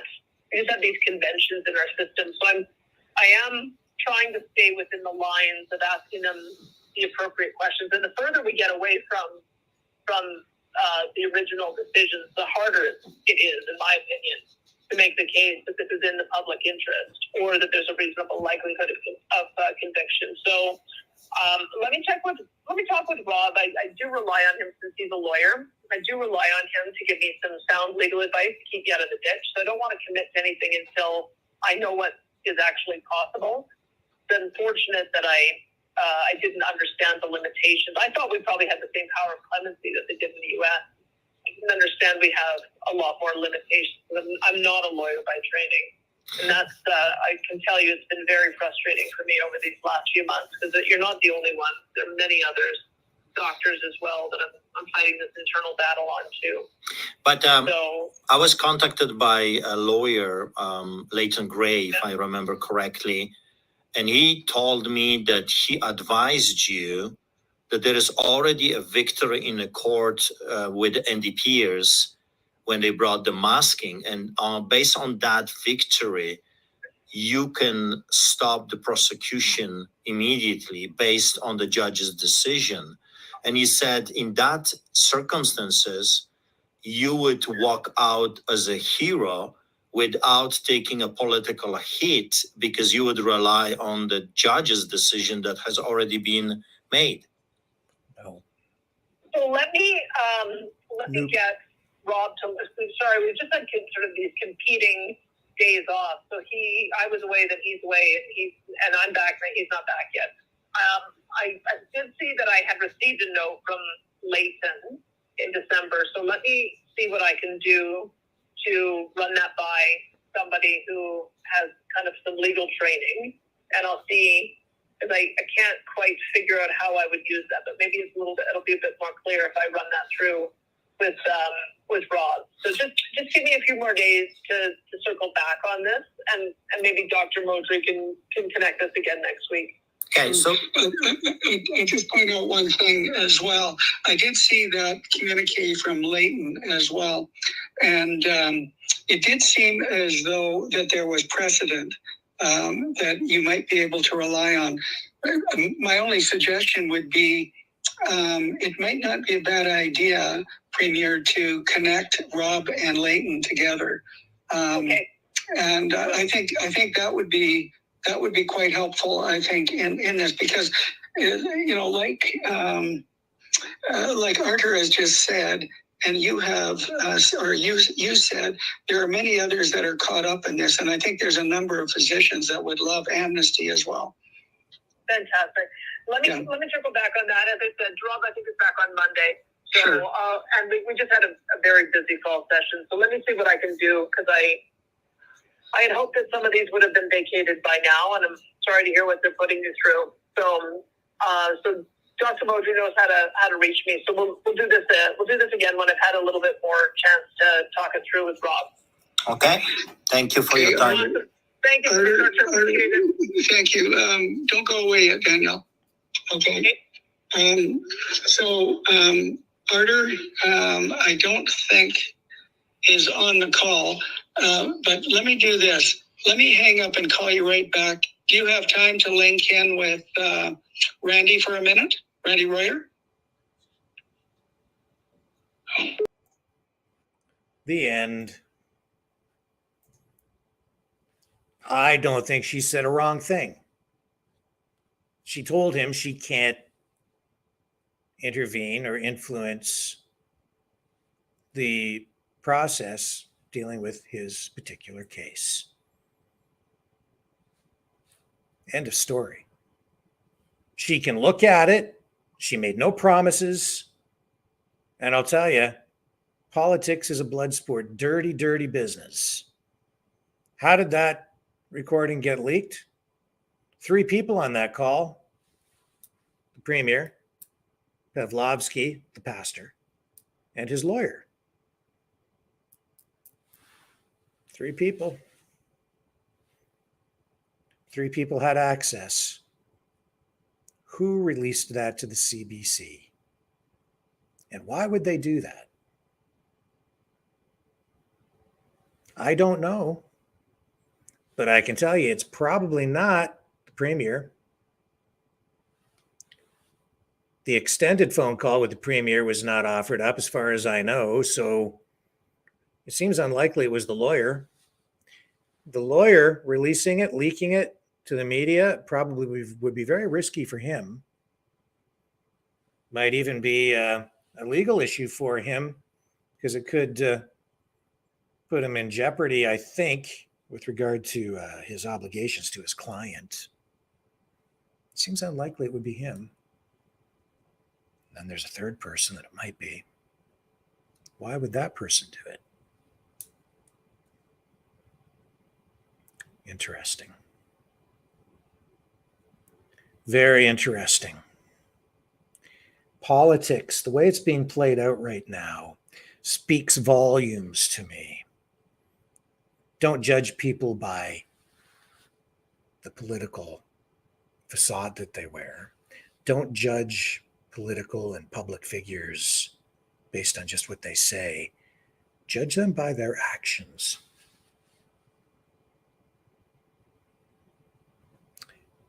Through their actions, you will find their true intent. More going on there than meets the eye, folks. They're out to get her. They want her gone. She's a huge threat to the woke left. Make no mistake.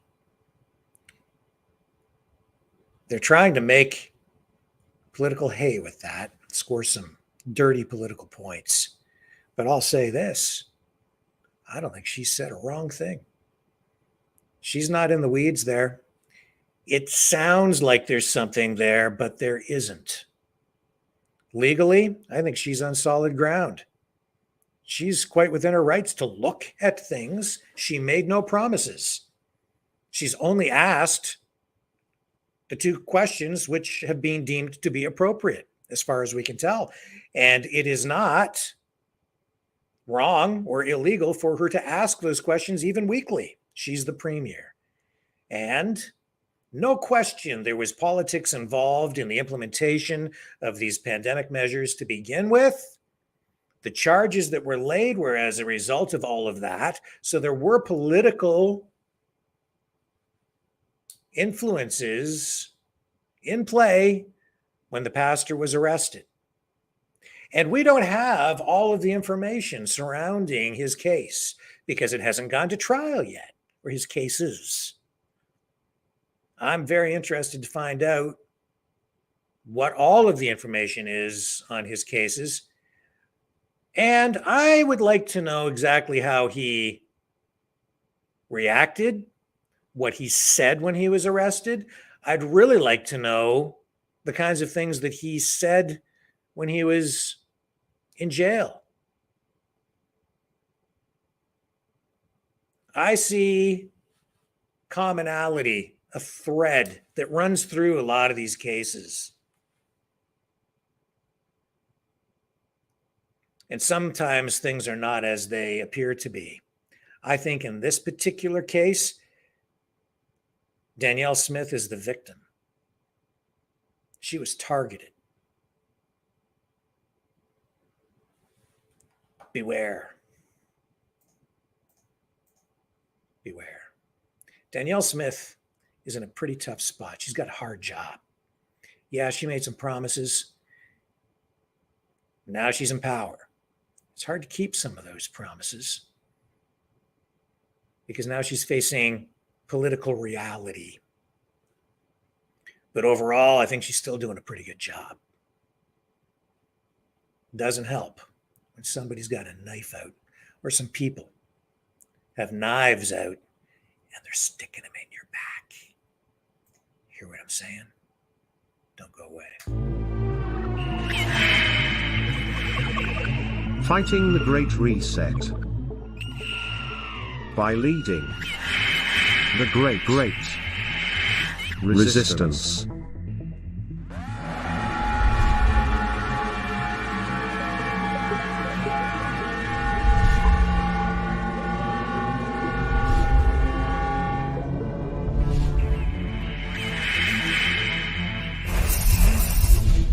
Maverick News.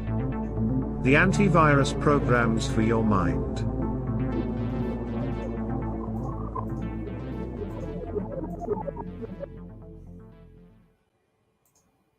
Okay, here's a story that Canadians and our US viewers will take extreme interest in, I think. And it's a story that isn't getting a lot of play in the mainstream media. It did get some attention.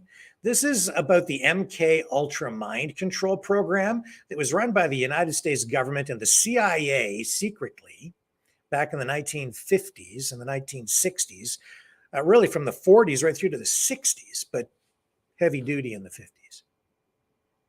And as I understand the program, they were using hallucinogenics, LSD, sleep deprivation, shock therapy, to screw with people's minds, to try and control people's minds. They were trying to break new ground in that way. And it was all focused on, military applications, political reasons, and they destroyed some people's lives. So back in 2019, there was a class action lawsuit that was launched, but then the pandemic hit and the whole thing got stalled. Well, back in August, I guess this case finally was dealt with in the courts.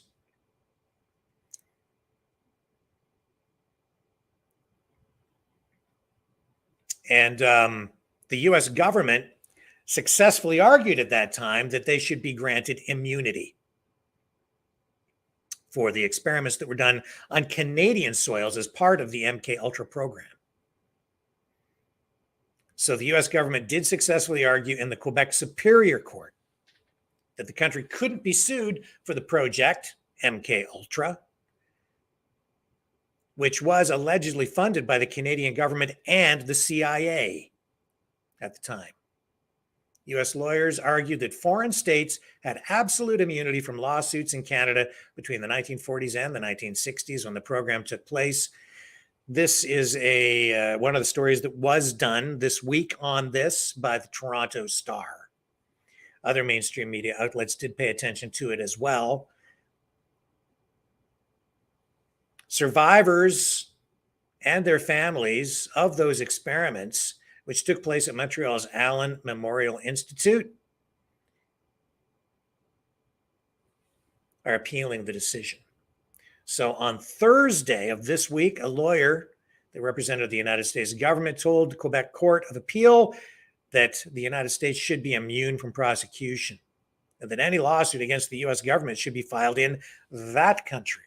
Well, maybe I'm not an expert in international law or any treaties or agreements that might be in place, but I think that would complicate things immensely for any Canadian citizens that are seeking compensation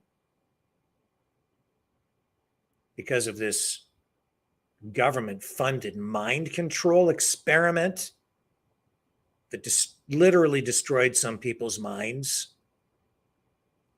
and lives and the lives of their families.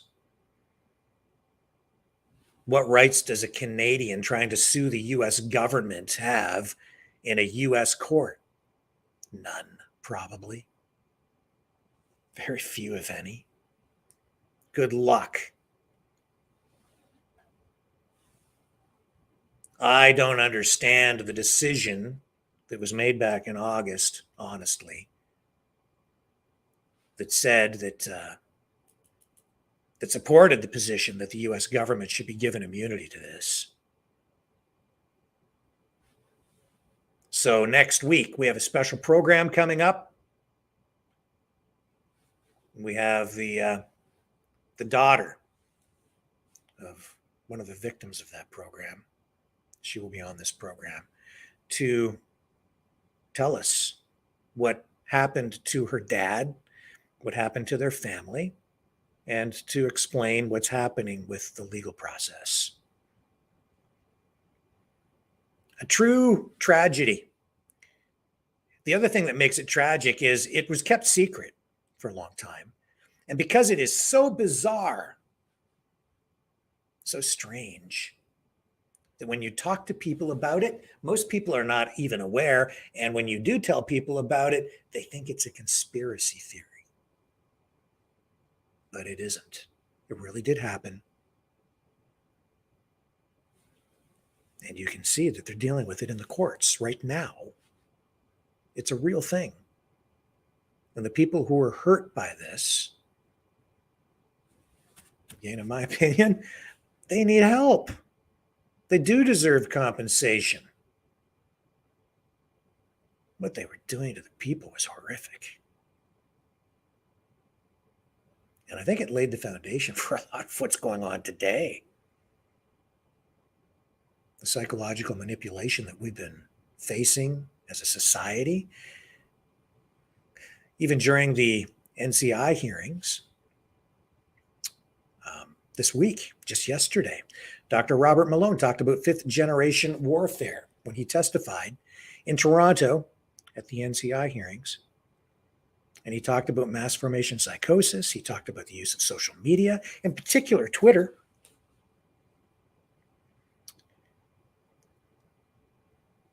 The use of Twitter by the government as a weapon unleashed against its own people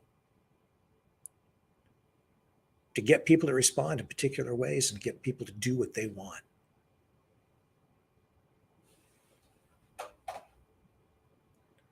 A lot of time has passed since the 1950s and the 1960s. What they do now is far more sophisticated. I think we're all being subjected to it all the time by advertisers, by social media giants, by government, by political entities, political parties, political groups, even foreign governments. All the time. You never know where it's coming from. And most of the time, maybe all the time for some of us, you don't even know they're doing it to you. That's what's so darn scary about it. And some of it is subtle. Some of it's just through pop culture and the way that they feed you information to influence your worldview, your perspective on issues. Some of the other stuff is absolutely super sophisticated, and it is aimed at manipulating you through your emotions, your lizard brain, that part of your psyche that dates back thousands of years and controls you in ways that none of us truly fully understand, but they do.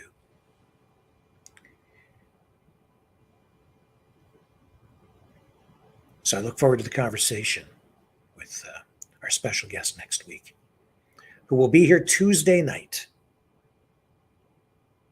I think it's an important conversation because it will get something that, you know, I'm not big on conspiracy theories, as you guys know. But what I am big on is truth.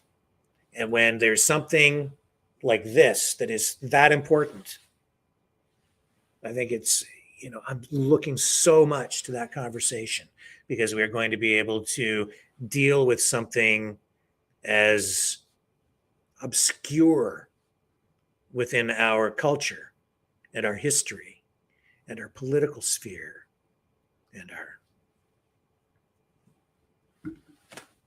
reality, that we'll be able to pull it out of that rabbit hole and deal with it in a very real, tangible way that will, like we say in that one promo that we run here, we pull people out of rabbit holes.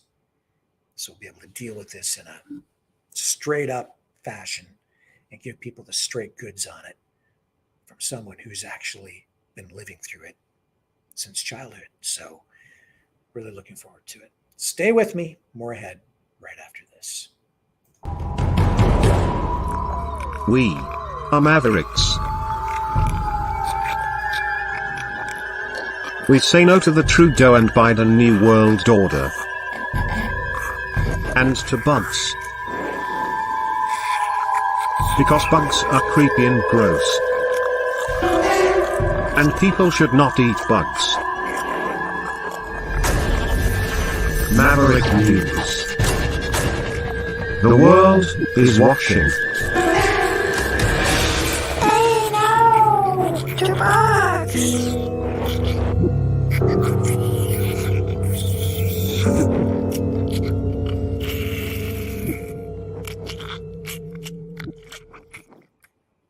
So yesterday we told you about Bill C-11 being rammed through by Justin Trudeau's Liberals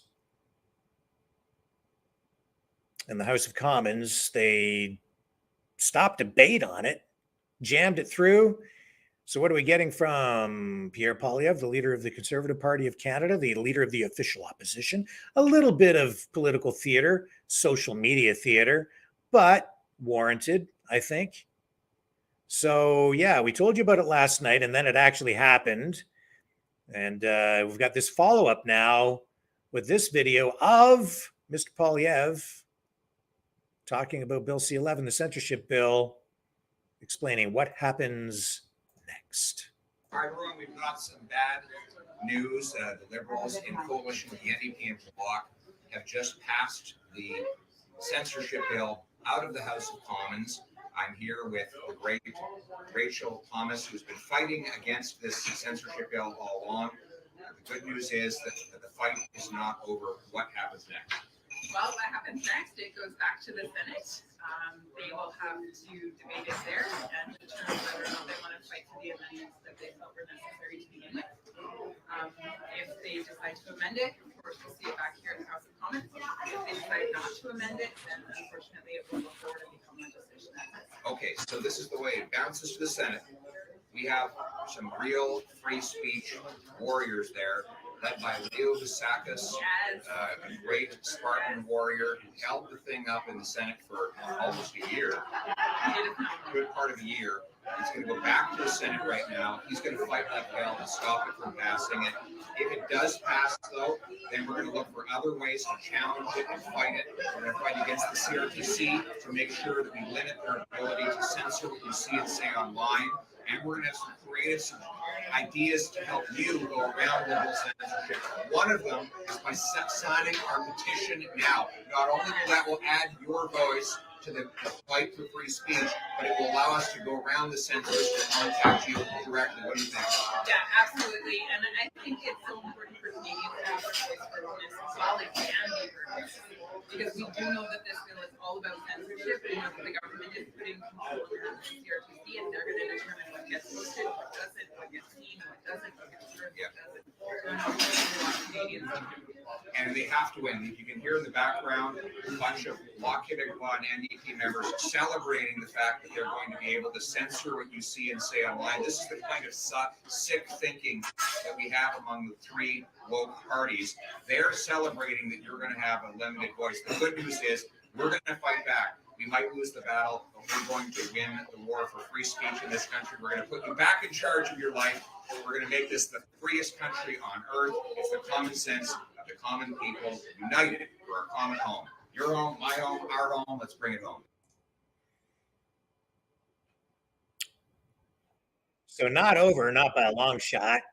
Still going to the Senate, but boy, that jamming it through and ending, like just stopping the debate on it.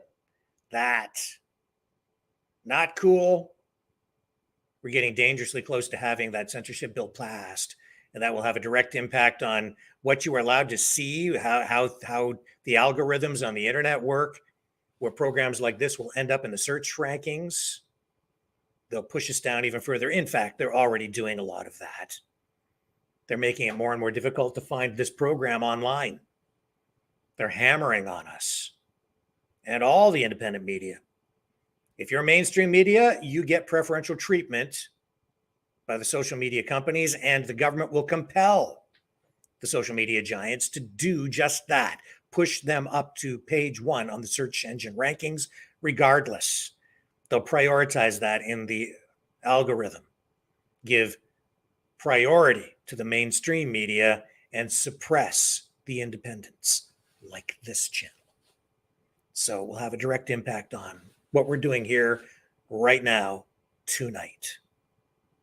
So keep that in mind. We'll have to find ways to work around that. And of course, you can support what we're doing here by liking, sharing, and subscribing. That helps push us up in the algorithm.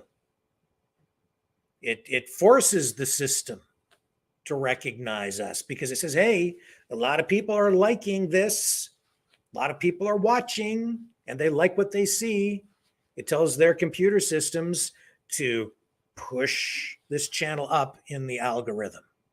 So just by clicking the like button every time you watch on YouTube, it forces Google, their system, automatically to just give us a higher ranking. Subscribing, that helps as well.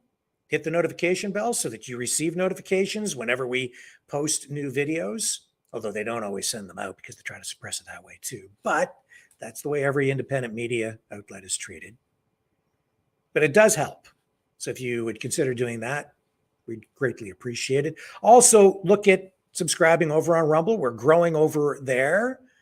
We're getting just about as many views on that channel as we are on, our main YouTube channel some nights. So we're making real progress there. And the algorithms there, I think, are in some ways fairer because we get a greater percentage of viewers vis-a-vis the number of subscribers. We have like 10 times as many subscribers on YouTube on the main channel as we do on the Rumble channel, and yet we get comparable numbers of views. So that right there shows you that they actually are reaching out to the people who subscribe to notify them when we put out videos, but they're not doing that on YouTube at all. And they're clearly doing it on purpose. So you can certainly support us in that way, just by liking, sharing, subscribing. Same thing on Facebook. If you share those videos, just share them out, share the links. And that really helps. Just keep this platform active. And the other thing that we're doing here, I think within maybe even the next week, is we're going to put together a forum for people who have had the Kool-Aid in the arm. We're going to have at least one doctor, maybe others, on. I was having a discussion with a good friend today who can help put that together. And it'll be a call-in show. We'll have a panel of people, including at least one, maybe more, one doctor, maybe other healthcare professionals, who will be able to give advice to people who have had the Kool-Aid, who are concerned about what it means for their health in the short and long term, and what they can do to minimize any possible effects from it, and what kind of protocols they might follow to ensure that they keep their health. You can also support us by donating at freedomreporters.com. That takes you straight to the PayPal page. That helps us immensely. And we also have a Give, Send, Go account. You can support us over there as well if you're more comfortable using that donation system. Certainly appreciate the support that we're getting. And of course, there is always the super chats. And we appreciate the support we get in there. And I think that forum will be extremely positive and well received. And I think it's something that, I think it's something unusual. I haven't really seen too much of that online in a public forum before. So we could probably get a lot of people involved. And I think that if we get professional advice on tap, it can actually help some folks. So we'll use the platform for that purpose as well. Look for that within the next week or so. What else do we have lined up for you this evening? Oh, yes, the President of the United States, Joseph Biden. Oh, well, before we get to that, I should also mention that Pierre Poilievre did respond to the appointment of an interim ethics commissioner who has a direct tie to who else? The Prime Minister himself, Justin Trudeau. Here's Pierre Poilievre responding to that one. Here we go again. What do you think about that? The fact that the sister-in-law of Mr. LeBlanc has been chosen as the interim ethics commissioner? Well, Mr. LeBlanc, of course, was found guilty, just like his boss, Justin Trudeau, of violating the ethics law.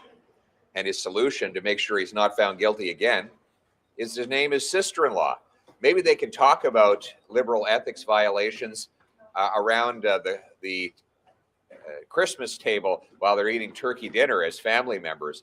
This is the Liberal Party's become the family and friends party, where they name friends, family members to protect them from accountability for their corruption. And if you don't laugh about it, you'll cry. Does this seem to be a pattern of behavior for the Liberal Party in terms of, you mentioned family and friends selection? You have concerns about Mr. Johnston as well? Well, they named a Liberal staffer to oversee the Emergencies Act Commission. They named the Prime Minister's ski buddy, neighbor from the cottage and member of the Trudeau Foundation, to look into the foreign interference. And now they name a cabinet minister who's been found guilty of breaking the ethics law. They named his sister-in-law to oversee ethics investigations. It sounds, what I'm worried about is that Liberals are going to run out of friends and family to name to these top positions. Thanks very much. Name?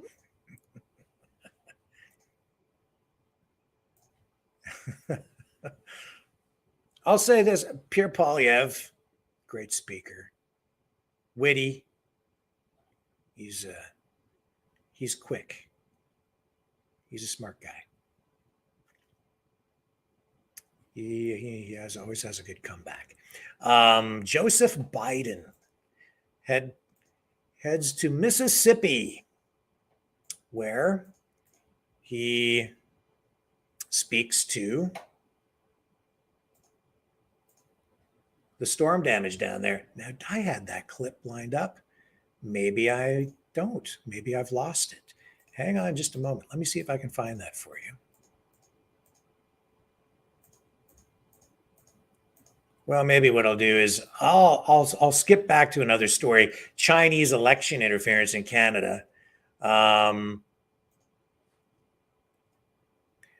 there is a committee that an ethics committee that again, not getting much attention tonight, but they had officials from the Canadian Security Intelligence Service testifying there today. And they're saying that it's like playing whack-a-mole. It's a very serious situation. This Chinese election interference, they're talking about it openly. And they're saying that they've informed every government in the country that this is a problem.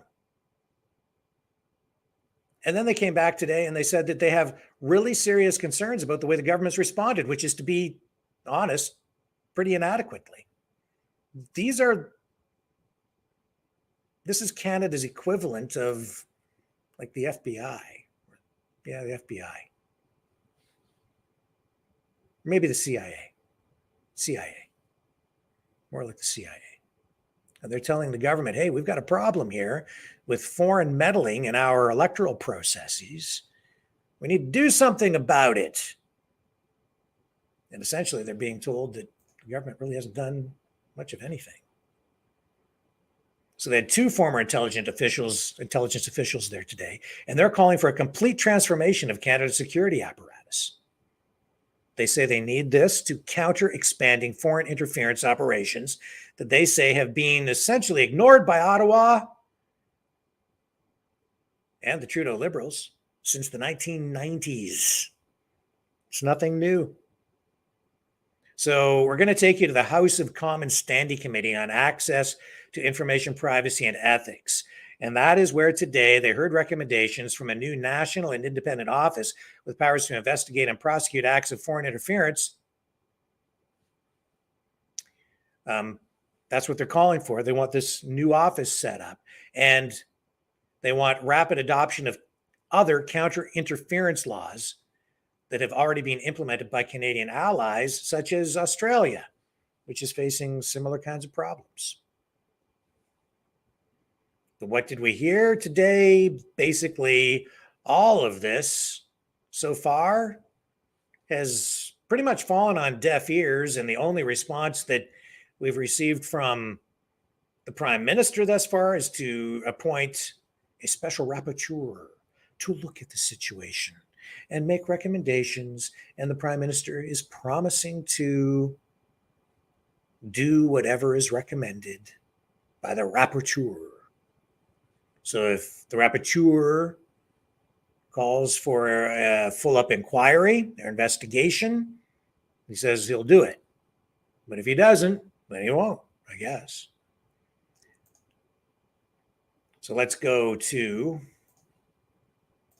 that special committee and just dip in and listen to a little bit of what was said today. It's the year I left. That's the year you're, oh, Yeah. okay. I might have been, no, yeah, 2017, October 2017. Okay. So Mr. Barrett had mentioned a 2017 briefing that had mentioned that there was a substantial body of evidence that the CCP and their officials were pursuing a strategy to influence Canadian officials. Are you aware of what that body of evidence may be or what it would include? I was working in a field office. I really don't know. I have no idea.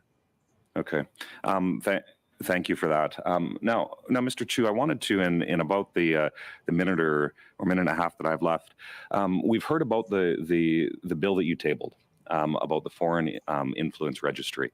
I'm wondering if you could, in 60 seconds or so, just expand a little bit about why you believe that would be an important tool to help restore some of the trust that Canadians need in their democratic institutions. It will be consistent with what CSIS have been advising the leadership of our country, that sunshine is the best disinfectant. With openness and transparency is the best way to deal with foreign interference issues and also regain many of the lost trust of Canadians to the institution. Also remove, the political partisanship from all the issues.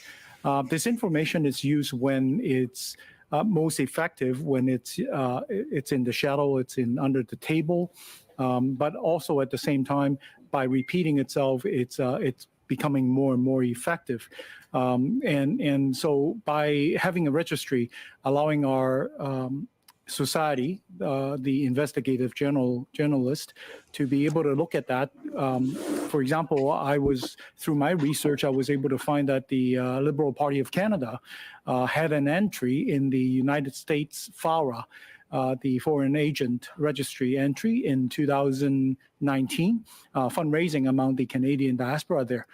So transparency like that would help definitely protect our institution's confidence. Thank you. Thank you, Mr. Chu. Next, I have Mr. Baines for 5 minutes. Go ahead, sir. Thank you, Mr. Chair, and I'll be sharing some of my time with Mr. Fergus here. Mr. Stanton, I'm going to go back to you and just on this topic of the registry.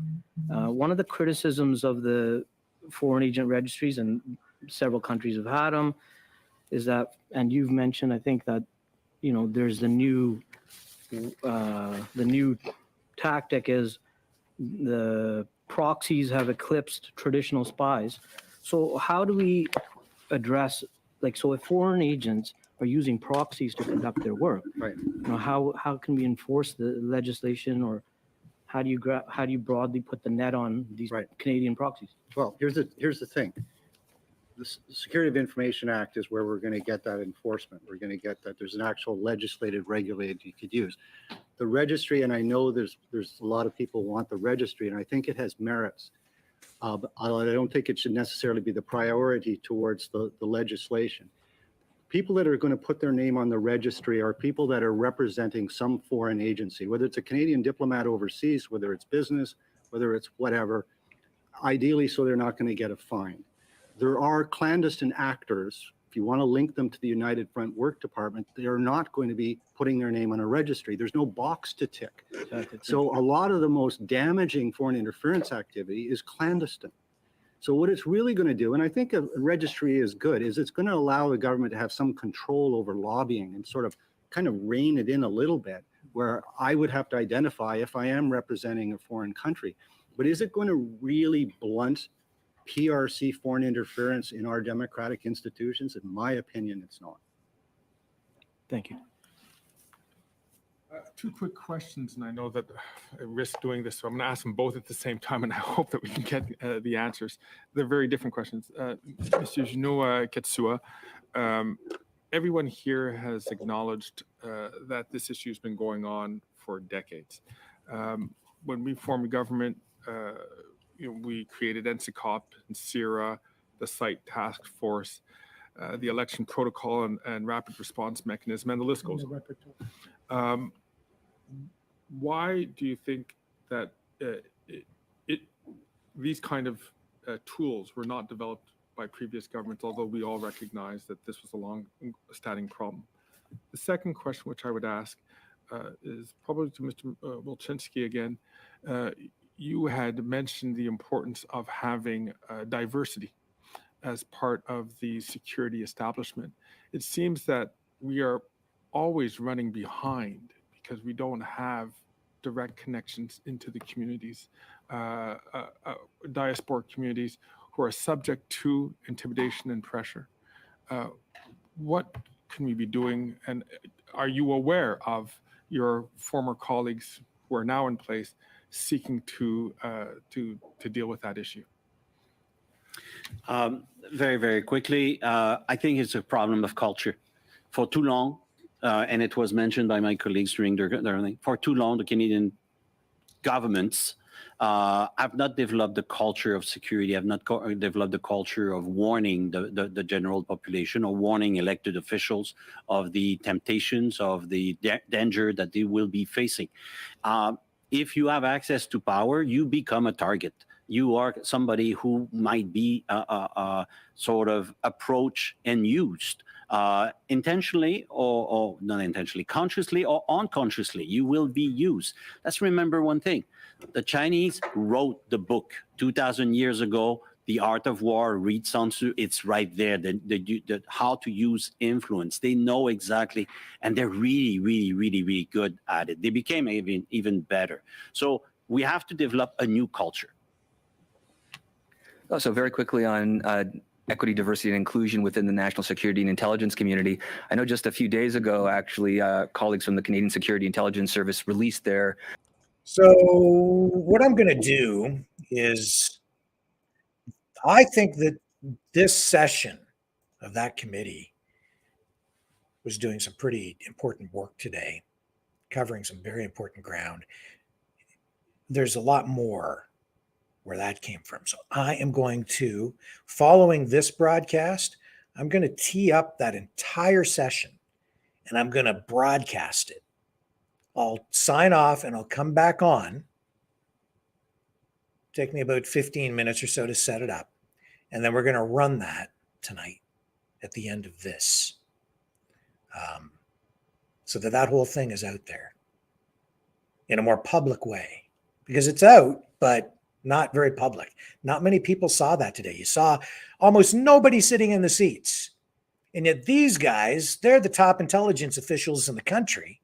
They have the inside scoop on all of this Chinese meddling in our electoral process, how it's happening, and not just in the elections, but just in the country in general, and foreign influence, and especially China. We shouldn't be surprised by this. Of course, they're trying to manipulate what goes on in the country. Every country does it to every other country. But if you have a democracy, we need to be aware of it. We need to try to minimize it, regardless of what country it's coming from. And you can't blame other countries for doing it. It's all, I mean, that's just part of the game, right? So it's going on. We need to acknowledge it. It's not a good thing, but we don't want other countries figuring out ways to undermine our democratic system. We want our votes to actually mean something, right? So I'm going to run it at the end of this so that we've got all of that out there. Yeah, but before we do that, Joe Biden, I've got his clip now. He went to Mississippi. Let's get the prez on. Come on, man.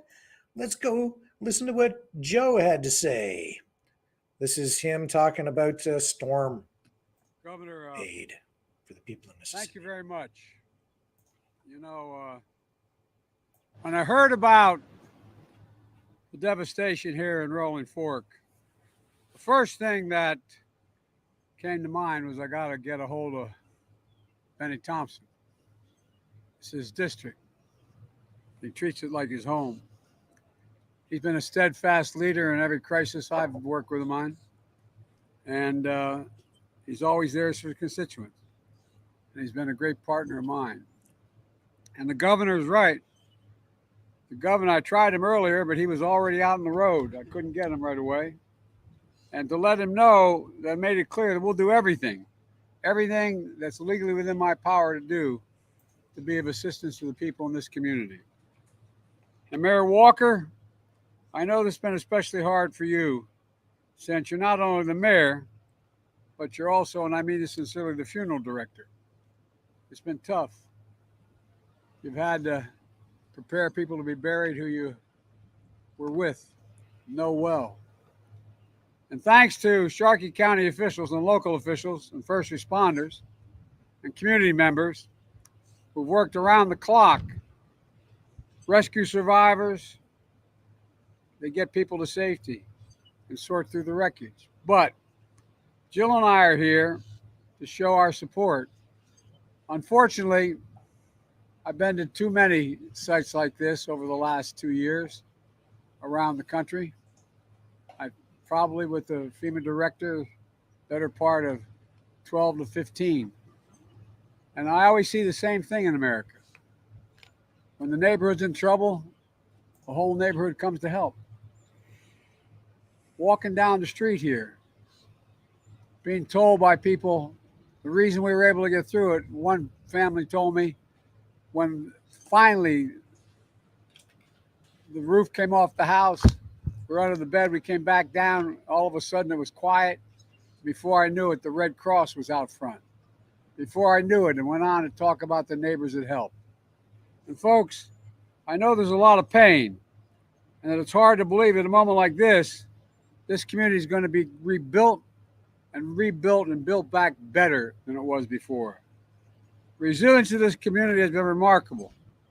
And I just want you to know as you fight through this, you're not alone. The American people will be with you. They'll help you through it, and so will I. Multiple tornadoes are tore through Mississippi, Alabama, and Tennessee last Friday night. The most powerful came through Rolling Fork. It stayed here just a little over 3 minutes. Just imagine, look at, I mean, I know those who've been through it know. 3 minutes. 3 minutes, this neighborhood is basically gone. Stores, everything gone. And the most powerful part of the tornado came through Rolling Fork. It stayed here and it had the effect. It was so devastating, unless you physically saw it, it's hard to believe. 13 lives lost. I met a number of the families earlier today, Jill and I, my wife and I. 300 homes and businesses are nothing more than piles of twisted materials mixed up with personal items that mattered so much. Teddy bears, family albums, clothes, dishes, basic of life, all gone. People still going through the rubble, seeing if they can find that picture of grandma or that wedding ring that was on the bureau or that special memento that meant so much to them. They get lost too. Some of this dysfunction and destruction that you're seeing here is going to take years to recover and rebuild. But we're starting now. When I spoke to the governor, he said what he needed most was a federal disaster declaration, so that the earliest hours of Sunday morning, I signed that expedited major disaster declaration, which gave you more access to more federal resources. With that declaration, we're providing funding to cover overtime for local emergency responders, to cover the cost of removing all debris, 100% of that cost. We're also authorizing cash grants for people who lost their homes, whether they own or rent, to pay for things that may not be covered by insurance, like temporary housing, home repairs for those who have homes still standing, or to replace lost personal property, like furniture and appliances and vehicles. You know, after talking to Benny and your governor, today I authorized the federal government to cover 100% of the cost for removing debris and emergency measures that are involved in keeping up here, like keeping shelters up and running and paying for every overtime for everyone. 100% of the cost, not for the state, but for us, for 30 days. And then after that, we're not leaving either. In the midst of all you're dealing with, I know that it's overwhelming. You got to figure out how we can help, what you need. That's why right now we have 300 federal personnel on the ground, including FEMA disaster survivor assistance teams, to ensure a well-coordinated response to get you the assistance you need.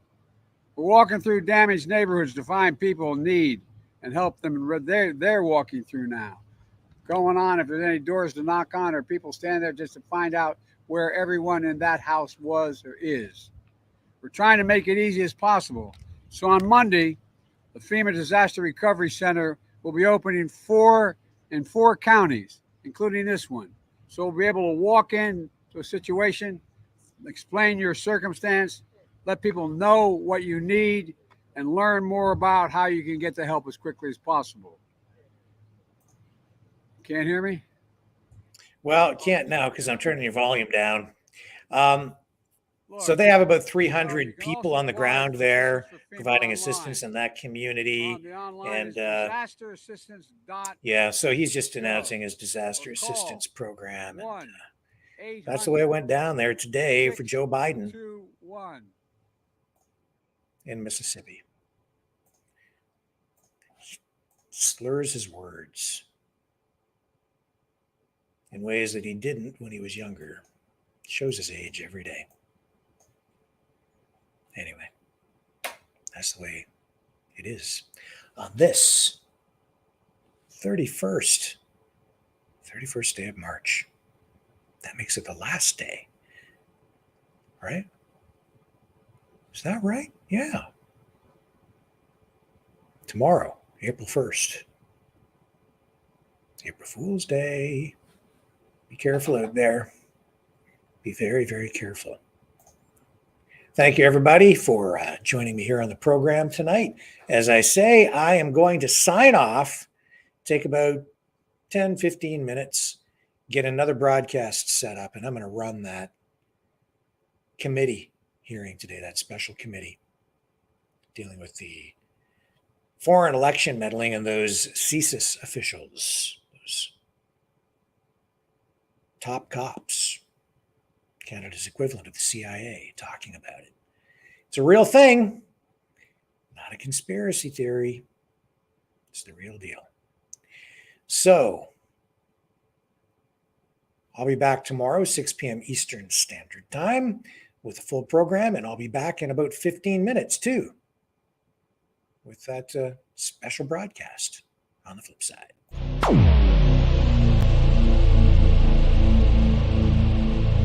This has been a Maverick Multimedia production.